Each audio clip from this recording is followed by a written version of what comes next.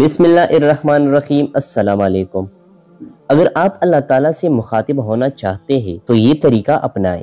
طریقہ جاننے کے لیے اس آرٹیکل کو سنیں۔ اللہ پاک سے بات کرنے کا طریقہ کار کیا ہے؟ بہتوں نے بتایا ہے کہ قرآن مجید کلام پاک ہے۔ اللہ تعالیٰ سے بات کرنے کا طریقہ بھی، پر ہم ناقص عقل، کم علم کے ساتھ اللہ پاک سے کی گئی سوال کا جواب کہاں سے لیں؟ کیسے سمجھے اللہ پاک کے جواب کو؟ برائے کرم رہنمائی کرے۔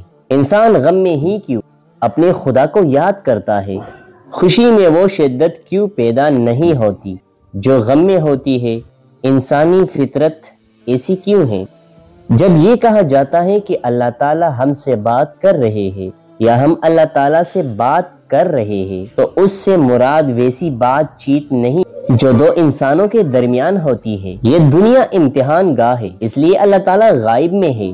وہ اگر ایسے ہی ہم سے بات چیت کرنا شروع کر دے جیسے ہم انسان آپس میں کرتے ہیں تو امتحان ختم ہو جاتا ہے۔ قرآن پاک پڑھتے وقت جب آپ دیکھیں کہ اللہ تعالیٰ نے کسی کام کے کرنے یا اس سے رک جانے کا حکم دیا ہے تو اس سے خدا کی آپ کے ساتھ گفتگو سمجھیں۔ اب آپ خدا سے کیسے مخاطب ہو، اس کے لیے نماز کو سمجھ کر پڑھے۔ جو دعائیں کرے انہیں پوری شعور کے ساتھ مانگے، جیسے ایک زندہ ہستی کے سامنے آپ اپنی درخواست پیش کر رہے ہیں۔